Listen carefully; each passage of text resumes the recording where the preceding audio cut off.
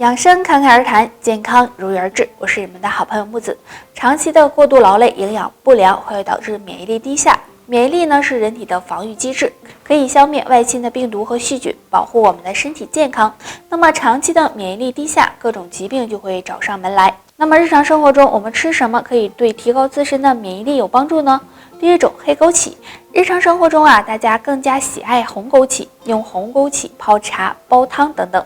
红枸杞在大家的眼里具有很高的养生保健功效，但是呢，其实黑枸杞比红枸杞的功效要多。黑枸杞性平味甘，能够提升人体的免疫力，同时还具有补血养血、保护双眼的效果。日常生活中，我们可以用黑枸杞泡温水饮用，或者呢直接食用，都能够达到理想的效果。第二种，苹果。那有句俗话叫一天一个苹果，医生远离我。虽然苹果的功效没有那么强大，但是苹果确实对人体的健康有很大的好处。苹果里面含有丰富的维生素和膳食纤维，适当的食用对提高人体自身的免疫力有很大的帮助。第三种，核桃。核桃呢属于坚果类食物。坚果类食物里面含有大量的蛋白质和维生素，对于人体免疫力的提升有很大的帮助。而且核桃还能够补脑，是对人体十分有益的食物。大家知道吗？生气伤肝，熬夜伤肝，喝酒伤肝。所以这么看来，肝脏呢还是蛮脆弱的。所以我们就要好好的保护它。今天木子给大家推荐两物，经常用来泡水喝，可以帮助养肝护肝哦。用菊花泡水。菊花是生活中常见的一种花茶，有很好的清热解毒、平肝明目的作用。而且菊花中含有硒元素，能够帮助修复肝细胞、养肝护肝。用蒲公英泡水。蒲公英是天然的养肝王，用蒲公英泡水喝，能改善肝脏的排毒和代谢功能，有很好的清热解毒、养肝护肝、降肝火的作用。所以坚持用上面这两物泡水喝，肝脏也会越来越好哦。在繁忙的工作和学习中，很多人都存在饮食问题，总是饥一顿饱一顿的，时间长了就出现了各种肠胃问题，比如胃痛、胃酸、消化不良等。那如果想要养胃，不妨常用两物泡水喝吧。黑苦荞。黑苦荞茶是生活中经常会喝到的，它可以说是天然的养胃王。黑苦荞含有的营养很丰富，其中特含的黄酮有养胃护胃、修复胃黏膜的作用。那肠胃不好的，经常用它泡水喝，可以帮助提高肠胃功能，保护肠胃健康。茯苓。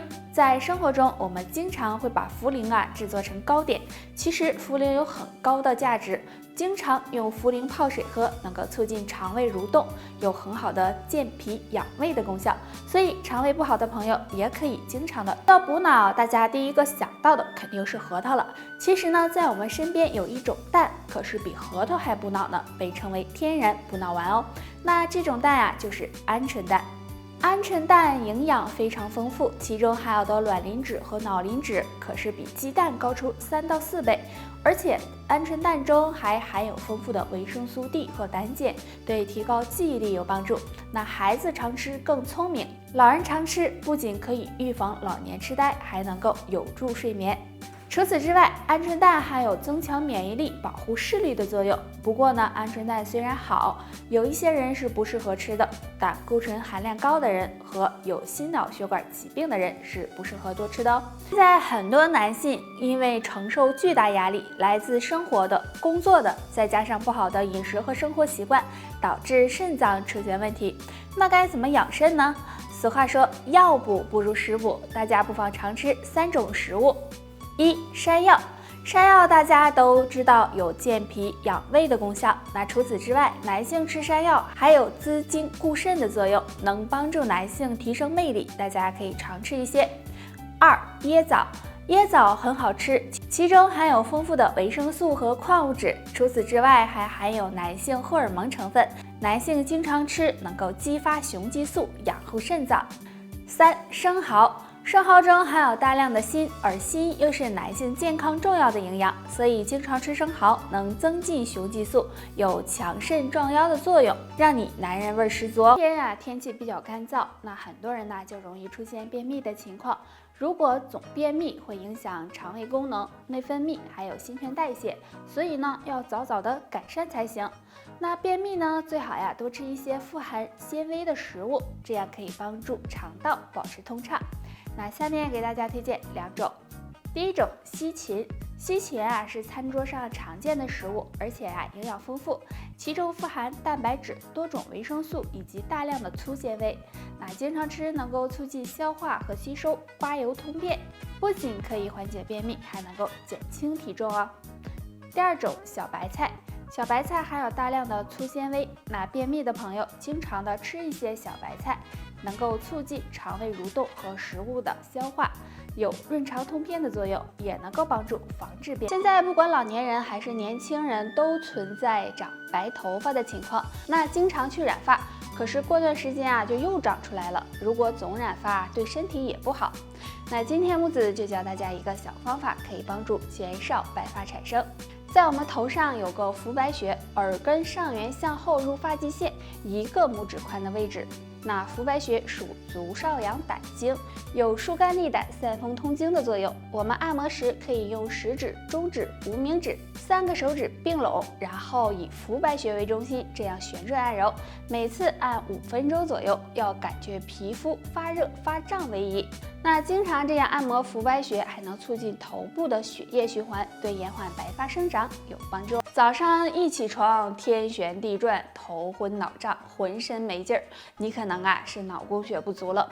那出现这种情况，我们该怎么应对呢？不妨跟木子来学一个动作吧，或许能够帮助到你哦。